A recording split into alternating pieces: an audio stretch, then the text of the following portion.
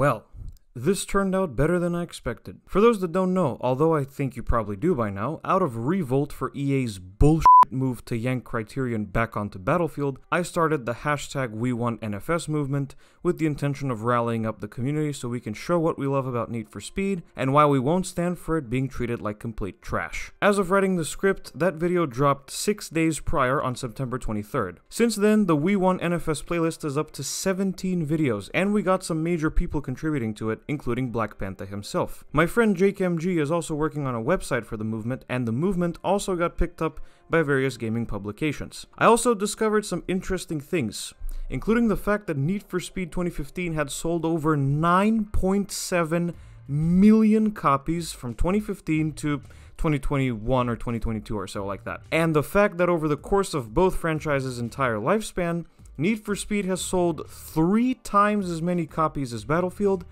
and yet Battlefield has 5 studios working on it. Because that makes sense, right? Firstly, thank you to everyone who's doing their part in spreading the word. This is the beauty of a community banding together and showing their care for something that brings them together. We may all be different in the Need for Speed community, but it's stuff like this that brings us all together. Now, it would be silly for me to not contribute to the movement that I started, so now it's time for me to talk about what I miss from Need for Speed and what I'd like to see. There's one slight hitch, however. You see, I wanted to play Unbound before I could make this video. However, that would prove to be a little difficult considering, well...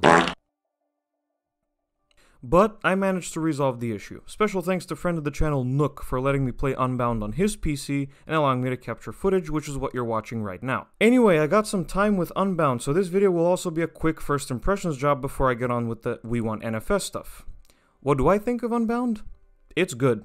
Damn good. I had some time with the customization, a couple races, and some free roam, but not really any cop chases as I didn't have enough time to get past Heat level 1. The visuals are stunning. While Heat wasn't, and isn't, the ugliest racing game ever, the graphics felt a bit weird. The daytime sun in some weather patterns was purple, for example, and the nighttime appeared to be paying tribute to Carbon's blue filter. Unbound irons out Heat's visual issues with a much better skybox, shaders, and a color scheme much closer to real life, and it's all the better for it. What about the cel-shaded effects? They're great, and they look incredibly satisfying when you take corners or when you blast the burst NOS. Customization, meanwhile, is fairly robust, and I like the subtle new additions like US state license plate backgrounds and tinting headlights and windows in whatever color you like. Finally, the all-important physics. The grip physics, however, are solid, and I love the fact that cars have proper weight attributes.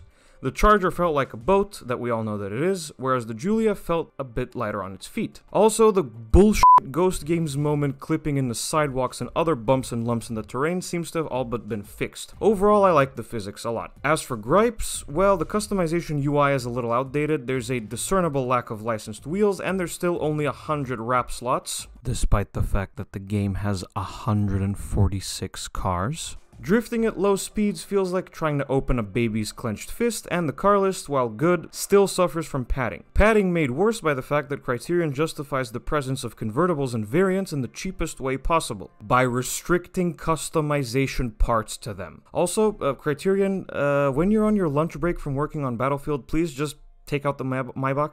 No one cares for it or uses it? Thank you. Alright, Unbound first impressions out of the way, let's get on to the reason why you're all here. My contribution to wewantnfs. I won't make it too complicated or convoluted, I'll try my best to keep it simple. As of right now, Need for Speed is comprised, in my eye, of 3 key pillars: illicit street racing and running from cops, customization and self-expression, and a focus on car culture and driving through mostly urban environments at very high speed. Some of these points might upset the purists in the community, you know, the fans of the very earliest Need for Speed games. This is my opinion, this is the majority of people's opinion, and it's also the pillars that EA has been rolling with since 2015. I can already hear some of you wondering, though, what about games like Pro Street or Shift? Some of the so-called key pillars were missing from those games. I agree, but back then it was different. Back then, Need for Speed could afford to forego one of these pillars because we actually had... What's the word I'm looking for here?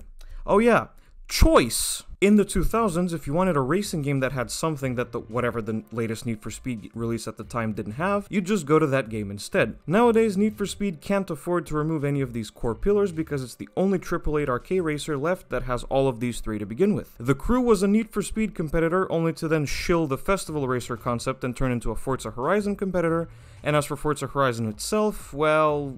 you already know. Need for Speed can't afford to lose the 3 pillars now, but as long as those 3 pillars are kept in check, Need for Speed can be whatever the hell it wants to be. Double down on the cel-shaded visuals? Sure. Take place in a dystopian future and include zero-gravity physics elements like the cancelled Blur sequel? Why not? A Pro Street sequel where sanctioned racing events actually turn out to be completely unsanctioned and it results in police chases where you smash through DJ booths and tents? Absolutely. My point is, parts of the Need for Speed community are overdosing on copium like gas station crackheads asking for and expecting remasters of the old games. I'm not going to go into specifics why that's a complete pipe dream, dozens of other creators have explained it already. Need for Speed should be a realization of creative ideas and good design, as long as the 3 pillars are not only present, but also well executed. I have to say that this is also the thing I miss most from older Need for Speed games. They weren't afraid to go pretty experimental, and luckily Unbound restores the honor with its art style. The developers really should double down on experimental stuff like this. That's a basic summary of what I want to see from Need for Speed going forward. Keep the 3 pillars, execute them properly, and go all out with everything else. Oh, and stop trying to include the M3 GTR in the story of the new game, it's completely unnecessary. Let us unlock it through progression and just be done with it. In my next couple of videos, I'll go over the cars and customization, as well as some aspects from other racing games that I'd also love to see. Thank you so much for watching this video. If you liked it, be sure to hit like and subscribe to the channel.